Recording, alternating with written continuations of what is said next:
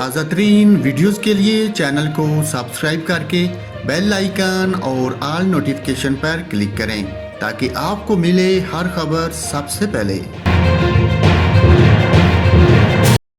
اور ناظرین، آپ کو کراچی سے افسوسناک خبر سے آگاہ کرتا ہوں۔ کراچی کے علاقے ہجرت کالونی میں شفاق والد نے مبینہ طور پر 3 سالہ بیٹے کے ناخن نکال دیے۔